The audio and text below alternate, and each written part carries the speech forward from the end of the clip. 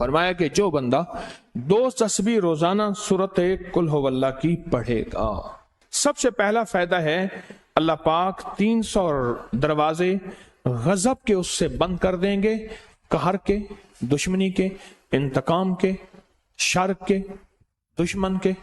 اللہ 300 دروازے اس سے بند کریں گے اس دن جس دن 200 دفعہ سورت اخلاص پڑھے گا، قل ہو اللہ پڑھے گا۔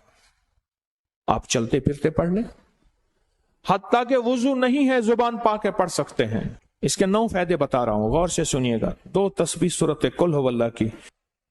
دوسرا فائدہ فرمایا کہ جو بندہ 2 تسبیح روزانہ قل ہو اللہ کی پڑھتا ہے، اللہ 300 رحمت کے دروازے اس پہ کھول دیتے ہیں۔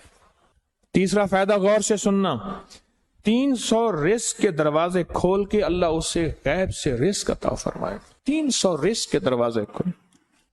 چوتھا فائدہ ذرا غور سے سننا، اللہ بغیر محنت کے علم عطا فرمائے گا، اور اپنے علم میں سے بغیر محنت کے،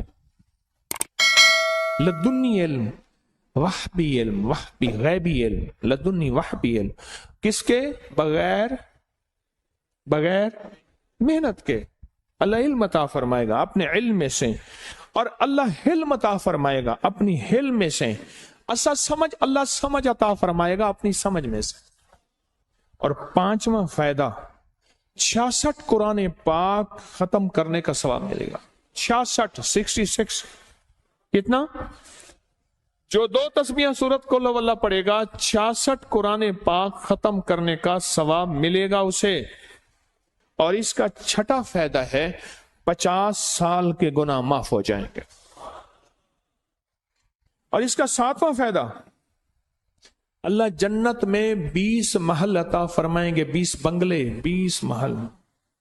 کتنے؟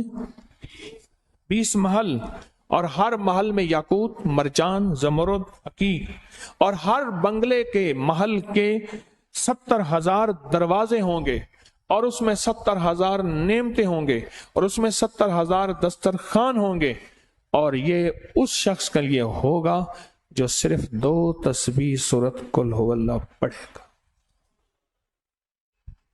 اور 8واں فائدہ جو 2 تسبیح سورت قل ہو اللہ پڑھے گا، سورت اخلاص پڑھے گا، 8واں فائدہ ہے 2000 رکعت نفل پڑھنے کا ثواب ملے گا۔ اور آخری 9واں فائدہ،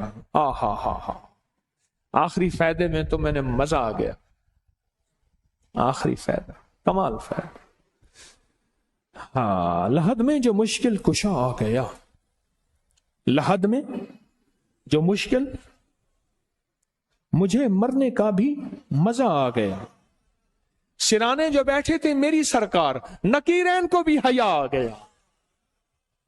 سرہانے جو بیٹھے تھے میری سرکار، نکیرین کو بھی حیا آ گیا۔ محمد محمد محمد محمد صلی اللہ علیہ وسلم، محمد محمد محمد محمد میں کہتا رہا، نور کے موتیوں کی لڑی بن گئی، آیتوں سے ملاتا رہا آیتیں، پھر جو دیکھا تو نعت نبی بن گئی، حسن جنت کو جب بھی سمیٹا گیا مصطفیٰ کے نگر کی گلی بن گئی۔ حسن جنت کو جب بھی سمیٹا گیا مصطفیٰ کے نگر کی گلی بن گئی۔ اب سنیں یہ سورت اخلاص کہاں کام دے گی؟